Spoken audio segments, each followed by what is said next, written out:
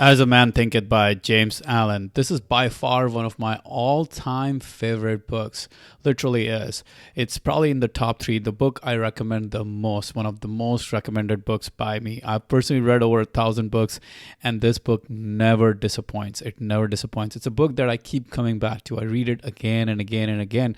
I read it every month, and I highly recommend you do the same as well. One of the greatest books ever written on the power of thought. It's very dense, very concise, only around 20 pages long, and was published back in 1903. But it was one of the earliest works in the modern self-help movement. And James Allen, he was a British philosopher, and he was a pioneer in the modern self-help movement. A lot of the great books like Think and Grow Rich, The Science of Getting Rich, Earl Nightingale's work have all come as a result of this book in many ways. So highly recommend this book. This is a book that should be on your shelf. It should be in your phone. It should be in your library. It should be everywhere so that you can literally read it every month. So we're going to cover a lot of great ideas from this book, around 7 great ideas. Yeah, 8 great ideas actually.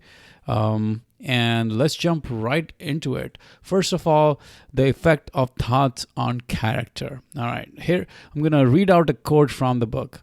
James Allen says, "A man is literally what he thinks, his character being a complete sum of all his thoughts." So what he's saying is your character is a result of your thoughts. That's it. There's nothing else to character. Your character being a complete sum of all your thoughts. We are what we think. Our character is a result of what we think. We ourselves have become everything in our lives because of our thoughts, because of our thinking. Here's another thing he says. Man is made or unmade by himself. In the armory of thought, he forges the weapons by which he destroys himself. He also fashions the tools with which he builds for himself heavenly mansions of joy and strength and peace.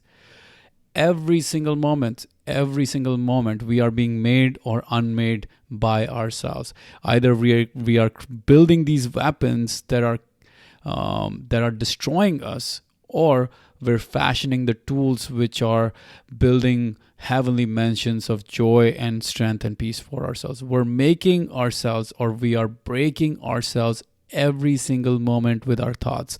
There's no middle ground here. Either we're making ourselves or we're breaking ourselves. Another quote from James Allen. He says, "Man is the master of thought, the molder of character, and the maker and shaper of condition, environment, and destiny." Yeah, we mold our own character. Man is the master of thought, the molder of character. We mold our own character. Nobody else is responsible for it. You are not a victim of something else. Your character is not a result of someone else's effects on you. We are molding our own character, and we make our own conditions. We are not at the mercy of the circumstances. As Bill Gates said, you might be born poor, and that is okay. But if you die poor, now that is your fault. So man contains within himself that transforming and regenerative agency by which he makes himself what he wills. We can make ourselves what we will, what we want ourselves to be. We can make ourselves what we want. We have that transforming and regenerative agency within us that allows us to make ourselves and even break ourselves, depends on our thoughts. So we are literally the ones who design our character, who are building our character. We're molding our character. The next big idea is the effect of thoughts on circumstances. So here's what James Allen says. He says, "Man is buffeted by circumstances so long as he believes himself to be the creature of outside conditions. But when he realizes that he is a creative power and that he may command the hidden soil and seeds of his being out of which circumstances grow, he then becomes the rightful master of himself." Now, let's break this sentence down. Every sentence in this book is so good. I've probably highlighted the whole book at some point or other as I read the book. But this sentence, the early part of the sentence that says, "Man is buffeted by circumstances so long as he believes himself to be the creature of outside conditions." So as long as we believe that we are a result of the outside conditions, we're going to be buffeted by circumstances. The circumstances will continue to shake us up. The circumstances will continue to move us in whatever direction they will us, right? If we continue to believe that the outside conditions are creating us, the outside conditions are changing us, while the circumstances will continue to buffet us. However, when he realizes that he is the creative power, that is the key, and that he may command the hidden soil and seeds of his being out of which circumstances grow, he then becomes the rightful master. Only when we realize that I am the power, that I am the commander, I command the hidden soil and seeds of my own being, and that's what leads to circumstances. My thoughts, my creative power leads to circumstances. That's when we become the master, rather than being buffeted by the circumstances, by being buffeted by the winds, by being buffeted by the waves of the ocean in some ways. When we realize we're the creative power, when we realize we command the hidden soil within, that's when we become the rightful master of ourselves. Circumstances grow out of thought. A man cannot directly choose his circumstances, but he can choose his thoughts, and so indirectly yet surely shape his circumstances. Wow. A man cannot directly choose his circumstances, but he can choose his thoughts, and so indirectly yet surely shape his circumstances. So we cannot choose our circumstances directly, but because we can choose our thoughts, because we can fashion our thoughts, because we can change our thoughts, we can shape our circumstances. We can define our circumstances. We can surely change our circumstances. Circumstances do not make a man. They reveal him to himself. A lot of the times we believe that our circumstances are what are causing us all the problems and the grief and the challenges and all that stuff. But the truth, as James Allen says, is that circumstances do not make a man. They reveal him to himself. The circumstances are revealing us to ourselves. We look at our circumstances and we think, this is what I have been given. But what we need to instead understand is when we look at circumstances, we have to realize, this is what I have made for myself. Because circumstances reveal us to ourselves. Now, again, another thing James Allen says, he says, as the master of our thoughts, we are the author and shaper of our environment. As the master of our thoughts, we are the author and shaper of our environment. We are shaping this environment every single moment. We are writing this. We are authoring this environment. We are creating this environment around us every single moment as the master of our own thoughts. Now he says, men are anxious to improve their circumstances, but are unwilling to improve themselves. They therefore remain bound. Yeah, that's what most people do. They are very anxious to improve everything around them, their environment, their circumstance, but they're unwilling to improve themselves. They're unwilling to change themselves. They're unwilling to go on this journey of trying to become a better version of themselves. And hence they remain bound. They keep pining for better circumstances. They keep hoping that somehow circumstances will change, but inside they don't want to change. They don't want to improve. And hence they remain bound. Our circumstances will not improve unless we decide to improve. Another thing he says, that man is the causer, though nearly always is unconsciously, of his circumstances, and that, whilst aiming at a good end, he is continuously frustrating its accomplishment by encouraging thoughts and desires which cannot possibly harmonize with that end. Such a key distinction here. He's saying that even though we might aim for something, even though we might have a goal for something good, we are continually sabotaging our accomplishment. We're continually frustrating ourselves by having thoughts and desires which do not harmonize with that end goal.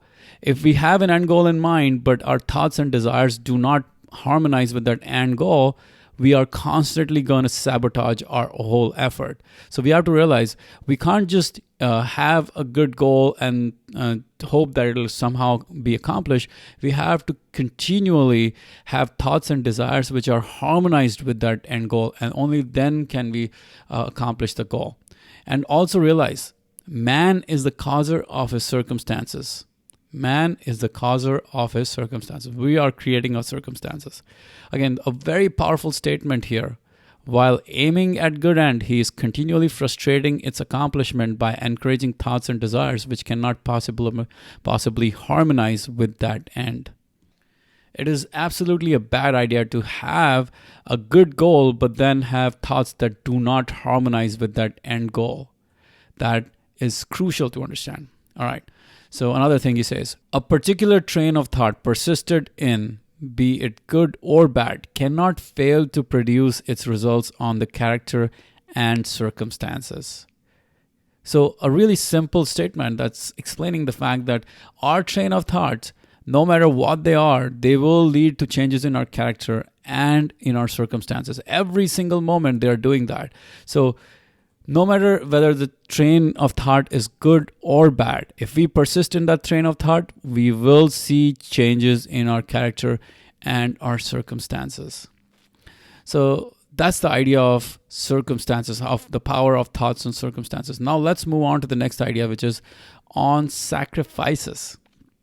Here's what Allen says. He says, the man who does not shrink from self-crucifixion can never fail to accomplish the object upon which his heart is set. If we are willing to give it our all, if we are willing to die for the cause, that's when we will accomplish the object of our desire. He's saying if you're willing to die for it, there's no way you will not get the object of your desire. There will no way you will not accomplish. So you have to be willing to die for it. You have to be willing to give it your all in order to accomplish your goal, in order to be able to get what you desire. Then he says, even the man whose sole object is to acquire wealth must be prepared to make great personal sacrifices before he can accomplish his project. Notice the selection of words here. He says, great personal sacrifices. Great personal sacrifices. Unfortunately, a lot of the world today has been taken over by the 4-hour work week mindset, in the sense, I'll just do the bare minimum work and somehow I'll get great results. That's not how the world works.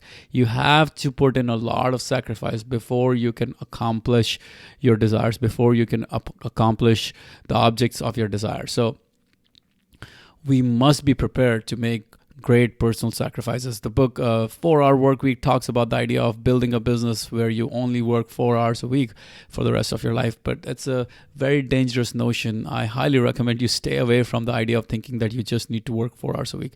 In order to do something great, you will need to make great personal sacrifices. That is the fundamental law of this universe in some ways. And then Allen says, there can be no progress, no achievement without sacrifice. And a man's worldly success will be in the measure that he sacrifices his confused animal thoughts and fixes his mind on the development of his plans and the strengthening of his resolution and self-reliance. And the higher he lifts his thoughts, the more manly, upright, and righteous he becomes. The greater will be his success. The more blessed and enduring will be his achievements. So what he's saying is success is proportional to the extent to which you can fix your mind on your purpose. So success is proportional to the extent to which you are able to think about the same thing, think about that big goal, that purpose you have, and just fix your mind on that thing. There's literally no achievement without sacrifice. Success is literally proportional to the sacrificing of all those base desires, those animal instincts, and all those things. Examples of which could be watching TV, spending time on the internet, eating junk food, and like millions of other things that we are unfortunately allowing ourselves to be subject to, all these base desires. So success is proportional to sacrificing of animal thoughts. So there are two keys. We have to sacrifice our animal thoughts, and instead we have to fix our mind on our purpose. Those two are crucial in order to accomplish great results. And then he goes on to say, he who would accomplish little must sacrifice little. He who would achieve much must sacrifice much. He who would attain highly must sacrifice greatly. So there's no real gray area here. It's very black and white. If you are going to accomplish little, well, you need to sacrifice a little bit. But if you want to accomplish greatly, you must sacrifice greatly. Your accomplishments are going to be proportional to your sacrifices. How much are you willing to sacrifice? Again, I want to be very clear on this, because a lot of the times people are somehow deluded into this notion that somehow success will be easy. Somehow they can build an easy business where they could just make money and all those things. But show me any great achievement of entrepreneurship of any kind where the person made no sacrifices at all and still was able to accomplish greatly. Who are we talking about? Are we talking about Bill Gates, Warren Buffett, Michael Phelps, Michael Jordan? Who are we going to talk about? Elon Musk, Jeff Bezos? Are you going to say any of these guys have made very little sacrifices? No, they've sacrificed greatly. Michael Phelps, in his biography, talks about the fact that for 5 years during his practice, he actually only took 3 days off in all of those 5 years. That's how much he sacrificed. Bill Gates worked tirelessly for almost 10 years. He said he never took a single day of break for almost 10 years. Elon Musk works 100 hours a day. Warren Buffett has been working tirelessly on his business for the last 50 years or even more. So anyone who says that it's possible to accomplish great results with very little effort, or it's possible to accomplish a lot of great things in life with very little effort, is seriously mistaken. Accomplishments are proportional to your sacrifices. Every great story is a story of sacrifices. Every great story is a story of a lot of sacrifices in some ways. Yeah, it is possible to live a sort of a balanced life and decide not to make sacrifices in different areas. But if you want to accomplish great results, you must sacrifice greatly. It's a law of the universe. All right, by the way, if you're enjoying these ideas, I highly recommend you get this mind map by going to 2000books.com/self, or just click on the I button in the top right corner of the screen. And the reason why I think this mind map is really useful is because it gives you a very high level overview. You can literally jump into this idea and click through them, and then go high level, or go really get a bird's eye view of this whole book in any given moment. You can dig deep into any idea. You can click in, you can click out, and it helps you really get a very visual feel of the book. So I highly recommend you get this mind map. Go to 2000books.com/self, or click on the I button in the top right corner, and the description below will also have the link to this mind map. So get it, it's free. All right. Okay, so now let's talk about another great idea, which is purpose. The power of thoughts and purpose. Here's what Alan says. He says, until thought is linked with purpose, there is no intelligent accomplishment. Thoughts have to be linked with purpose in order to have accomplishment, in order to have great accomplishment, in order to have intelligent accomplishment, right? Until thought is linked with purpose, there is no intelligent accomplishment. So thoughts are literally being multiplied in some ways by purpose. If you have no purpose, the thoughts are literally useless. There will be no accomplishment. You have to have great purpose, and then you have to mix your thoughts with them. Then you will have great accomplishment. Next, Alan says, aimlessness is a vice, and such drifting must not continue for him who would steer clear of catastrophe and destruction. This is so crucial. Aimlessness is a vice, and aimlessness should not be taken lightly. Don't take aimlessness lightly, because if you do not have an aim in any area of your life, you will see that you are drifting. You are drifting. And look at the words he selected here. He says, and such drifting must not continue for him who would steer clear of catastrophe and destruction. He's saying, if you continue to drift, if you continue to be aimless, it will lead to catastrophe and destruction. So the words are pretty stern here. And in the book Outwitting the Devil Within, Napoleon Hill talks about the same idea, that drifting is the biggest reason why the devil gets you. Drifting, not having a purpose, being aimless is the biggest reason why we succumb to the devil within. So realize aimlessness is a vice.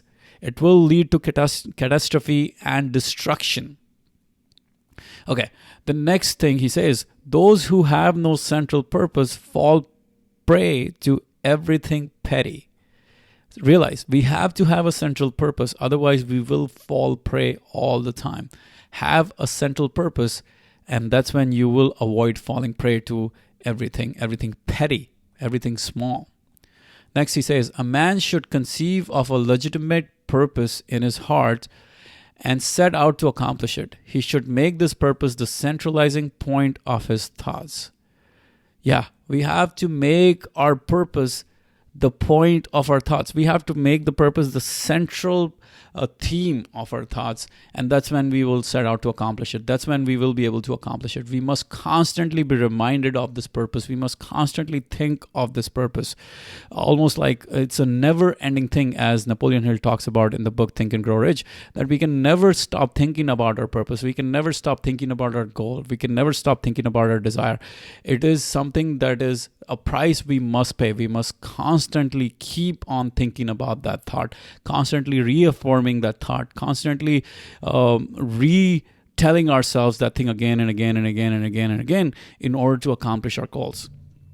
Next, Allen says, even if he fails again and again to accomplish his purpose, as he necessarily must until weakness is overcome, the strength of character gained will be the measure of his true success, and this will form a new starting point for future power and triumph. And he says, we will fail in our pursuits. He says, as he necessarily must until weakness is overcome. So we will fail until we overcome all our weaknesses. That's part of the pursuit. That's part of our endeavor in some ways. But as a result of this failure, we will gain strength of character. And that is the true measure of success, because that's using that strength of character, we can go after bigger dreams, bigger purpose, bigger goals. Then he says, to begin to think with purpose is to enter the ranks of those strong ones who make all the conditions serve them, who only recognize failure as one of the pathways to attainment. Wow, this is such an important statement. He says, to begin to think with purpose is to enter the ranks of the strong ones. Just if you begin to think with purpose, now suddenly you are one with those who are the strong ones. You are in the same ranks as the strong ones. To begin to think with purpose, to believe that you have a purpose and to go with it, is to enter the ranks of the strong ones. And what do the strong ones do? They make the conditions serve them. The conditions are going to serve you. That's the key. To realize you will make the conditions serve you rather than be a victim of the conditions, rather than being at the mercy of those conditions. And not only that, who only recognizes these strong ones, who only recognize failure as one of the pathways to attainment. Failure is the pathway to attainment. Now, again, the whole book, Obstacle is the Way by Ryan Holiday, is dedicated to this idea that failure is the pathway to achievement. Obstacle is the way forward in some ways. So realize we must have a purpose. The purpose is what puts us in the same rank as the strong ones. And not only that, we as strong ones can make the conditions serve us. What a powerful statement. All right. The next thing he says, thoughts allied to purpose become a creative force. Thoughts allied to purpose become a creative force. Remember, early on, he said, until thought is linked with purpose, there is no intelligent accomplishment. Then he says, thoughts allied to purpose become a creative force. So we have to consistently realize that only when we have a purpose will we become a creative force. We need a purpose in order to become a force in this world. Then he goes on to say, the soul attracts that which it secretly harbors, that which it loves, and also that which it fears. It reaches the height of its cherished aspirations. It falls to the level of its unchastened desires, and circumstances are the means by which the soul receives its own. We attract what we secretly harbor. Whether we love it or we hate it, whatever it is that we secretly desire, whatever it is that we secretly think about and we harbor, that's what we're going to continue to attract and bring into our lives. The circumstances that are true in our lives today are a reflection of what we're thinking about all the time. So we cannot be blaming the circumstances, because the circumstances are a result of our thoughts. So realize that we are constantly making our circumstances in some ways. We are attracting what we are secretly harboring, whether we love it or hate it. All right, the next great idea from this book is on dreams and visions. Here's what Alan says. He says, the greatest achievement was at first and for a time a dream. The oak sleeps in the acorn, the bird waits in the egg, and in the highest vision of the soul, a waking angel stirs. Dreams are the seedlings of realities. Wow. It all starts with a dream. The greatest achievement starts with a dream.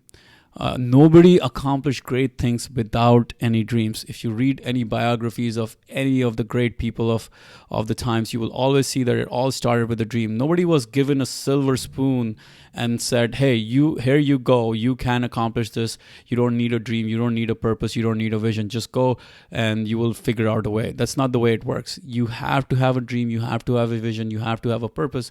As Alan says, the oak sleeps in the acorn, the bird waits in the egg, and in the highest vision of the soul, a waking angel stirs.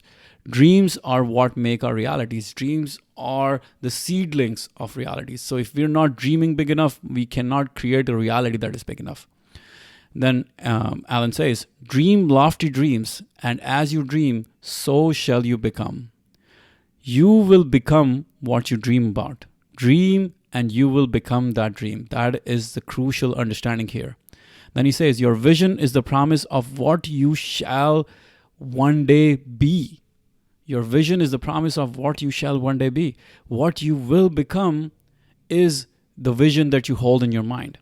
Your ideal is the prophecy of what you shall at last unveil. Whatever ideal you hold in your mind, that is a prophecy in some ways. You're living that prophecy. That prophecy will come true and it'll unveil itself at last. So the ideal that you're holding is crucial. Then he goes on to say, your circumstances may be uncongenial, but they shall not long remain so if you but perceive an ideal and strive to reach it. You cannot travel within and stand still without. If you strive for an ideal, your circumstances will change. That's the key. If you strive for that ideal, your circumstances will evolve. It's so crucial, so beautiful what he's saying here. Okay, the next thing he says, whatever your present environment may be, you will fall, remain, or rise with your thoughts, your vision, your ideal. Your thoughts, your vision, and your ideal are what will change. They will change your circumstances. They will change your environment. So realize, whatever it may be, you will rise and with your thoughts, your vision, your ideal. Okay, the next thing he says, and you too, youthful reader, will realize the vision, not the idle wish of your heart, be it base or beautiful, or a mixture of both, for you will always gravitate towards that which you secretly most love. Now, this is a very loaded sentence because the key here is in the parentheses. He says, not the idle wish. He says, again, let me read it out. And you too will realize the vision of your heart, not the idle wish. That's the key, not the idle wish. You will realize the vision, not the idle wish. So a lot of the times people complain that, hey, I have this goal, I have this wish, but it's not coming true. Well, it's not coming true because it's not the vision, it's not the ideal, it's not the dream, it's not something you think about all the time. It's just an idle wish. The idle wishes are not supposed to come true. What comes true is a burning purpose, a burning desire. That's what Napoleon Hill talks about in the book Think and Grow Rich. So you have to understand, it will come true only when you have something that you truly desire and think about all the time. When you're focusing your thoughts on your purpose, that's when it will come true, not just because you have an idle wish. Everyone has an idle wish, but those things don't come true. What really comes true is something with purpose, something that you are truly giving your best for in some ways, you're thinking about all the time. Okay, so the next thing he says, you will become as small as your controlling desire and as great as your dominant aspiration. So as small as your basest controlling desire, your animal instincts, but as great as your dominant aspirations. And the key word here is dominant, because there a lot of people have a lot of aspirations, but the dominant aspiration is what's going to make or break you. That's the one that's going to truly make who you are. Not all the different idle wishes or aspirations you have, but the dominant aspiration. So whatever your dominant aspiration is, that's how great you will become. So realize you have the opportunity today to change your dominant aspiration, to change how you think about what you think about all the time, to change the aspirations that are in your mind all the time, and then you will become that person. Again, the keyword is dominant aspirations here. Okay, next thing Alan says, the thoughtless, the ignorant, and the indolent, seeing only the apparent effects of things and not the things themselves, talk of luck, of fortune, and chance. So who are the people who are talking of luck, fortune, and chance? The thoughtless, the ignorant, and the indolent. People who don't understand the laws of nature, people who are rather lazy, they are the ones who are thinking about luck, fortune, and chance. Others, the brave ones, the ones who believe in the power of thought, are going and making it happen. The next thing he says, in all human affairs, there are efforts and there are results, and the strength of effort is the measure of the result. Chance is not. Strength of effort is the measure of result. Earlier we talked about the idea that how our sacrifices are a measure of the result, and sacrifices are directly proportional to the efforts we're putting in. So the strength of the effort is a measure of the results. Okay, another thing Alan says, the vision that you glorify in your mind, the ideal that you enthrone in your heart, this you will build your life by. This you will become. Again, the vision in your mind, the ideal in your heart, the vision, the pictures you painting in your mind, the visualization in your mind all the time, the vision that you glorify in your mind, the vision that you think about the most in your mind, that's what you will become. And not only that, the ideal that you enthrone in your heart, the ideal that you have in your heart, this is what you will become. So there's a famous saying, don't just set goals, cast a vision of what you want your life to become, because that's what it will become. It's not just about the goal, it's about the vision that you're glorifying in your mind every single moment, and the ideal that you're enthroning in your heart every single moment. All right, moving on to the next great idea. It is on who we are. And here's what Alan says. He says, men do not attract that which they want, but that which they are. This is almost like a summary of the whole book right here.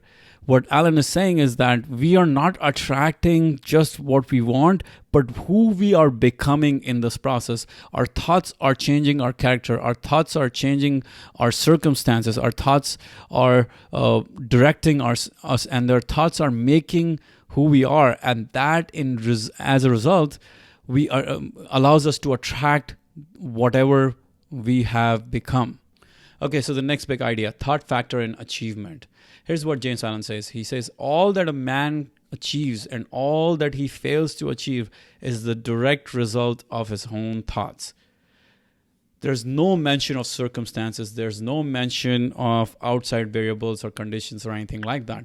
All that a man achieves and he fails to achieve is the direct result of his own thoughts. So this is a very sobering reminder that our thoughts are the core reason for our own achievement. Our thoughts are the core reason for everything that is coming true in our life. Then he goes on to say, as he thinks, so he is. As he continues to think, so he remains. As he continues to think, so he remains. So it's not only the fact that our thoughts are creating our achievements, but also as we continue to think the same thoughts, we will continue to stay, to remain in the same position. So we have to consistently challenge our thoughts to think bigger and bigger and bigger in order to accomplish bigger and bigger achievements, to accomplish bigger and bigger goals. Really important. Our achievements are a direct result of our own thoughts and nothing more than that. We're not victims of circumstances. We're not victims of conditions. We are victims of our own thoughts. We are either the victims of our own thoughts or we are directing our own thoughts in order to accomplish our greatest goals. By the way, if you're enjoying these ideas, make sure to get this mind map by clicking in the upper right corner on the I button or going to 2000books.com/self. There's a lot of power in these mind maps because you can refresh these ideas rather quickly. Just look at this whole mind map, a big picture overview of it. You get a 2-minute refresh of the whole book without having to even watch this video completely. So get this mind map, all right? And the next idea, the garden and the seeds. All right, so here's what Alan says. He says, man's mind may be likened to a garden, which may be intelligently cultivated or allowed to run wild, but whether cultivated or neglected, it must and will bring forth. If no useful seeds are put into it, then abundance of useless weed seeds will fall therein and will continue to produce their kind.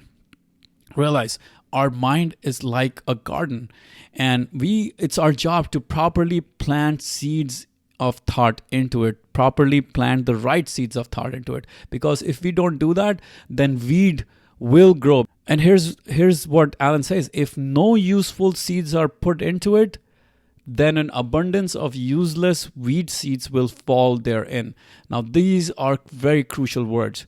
He's saying if we do not plant that garden with proper seeds, if we do not plant the garden with any seeds that we should have done, then an abundance of useless weed seeds will fall therein and will continue to produce their kind. So if no useful seeds are being put into the garden, if no seeds are being planted into the garden, if no proper thoughts are being planted into your mind, then an abundance of useless thoughts will fall therein and will produce their kind. So if we're not very deliberate, if we're not very intentional about our thoughts, about our aims, about our vision, then we'll continue to have just random weeds of thoughts, and that those thoughts will produce their kind. So very powerful lesson here. Then he goes on to say, as the plant springs from and could not be without the seed, so every act of a man springs from the hidden seeds of thought and could not have appeared without them. This applies equally to those acts called spontaneous and unpremeditated as to those which are deliberately executed. Every act is a result of our hidden seeds of thoughts. So whether we think of this action as spontaneous or unpremeditated or deliberate, it is a result of our own thoughts. Realize that. Okay. The next thing he says, thoughts are exactly like seeds. Good thoughts and actions can never produce bad results. Bad thoughts and actions can never produce good results. This is but saying that nothing can come from corn but corn, nothing from nettles but nettles. Men understand this law in the natural world and work with it, but few understand it in the mental and moral world, though its operation there is just as simple and undeviating, and they therefore do not cooperate with it. Again, thoughts are just like seeds. If you plant corn seeds, you will not produce apple, right? It will only produce corn. So whatever thoughts we're constantly planting in our minds, that's the results we're getting. Our job is to constantly nurture, to constantly be very careful of what thoughts we're planting into our minds, because the results will be coming. And the funny thing is, we all use this idea in the natural world all the time. We all realize corn will not produce apple, apple will not produce grape. This is not the law of the nature, but we somehow find it hard to understand it within ourselves. Our thoughts are exactly like like seeds, and whatever thoughts we're planting into our minds, the results are coming as a result of it. So then Alan goes on to say, let a man radically alter his thoughts, and he will be astonished at the rapid transformation it will effect in the material conditions of his life. Men imagine that thoughts can be kept secret, but it cannot. It rapidly crystallizes into habit, and habit solidifies into circumstance. Okay, what he's saying is your thoughts will lead to habits, and the habits will lead to circumstances. So it's not that circumstances are just randomly appearing in your life. Your thoughts are creating the habits, and the habits are creating the circumstances in your life. You are not a victim of the circumstances. Instead, you are a victim of your own thoughts, or Maybe if you have great thoughts, then you are creating the life of your dream as a result of your thoughts. So always realize your thoughts will create your habits, which will create your circumstances. Men imagine that thought can be kept secret, but it cannot. It rapidly, we think our thoughts can be kept secret, but they cannot be kept secret. Our thoughts will crystallize into habits, which will crystallize into circumstances. So there we have it, a quick look at As a Man Thinketh by James Allen. By the way, you should get a free PDF copy of this book by going to 2000books.com/self. Make sure to read this book every single month. This is a great book, a book that I highly recommend. Just click right here to get this book and to get this mind map. And also, if you enjoyed this video, make sure to subscribe to our channel. We have a lot of great book summaries like this one, including Think and Grow Rich, As a Man Thinketh, How to Stop Worrying and Start Living, How to Win Friends and Influence People, and a lot of other great books. So come check out our channel.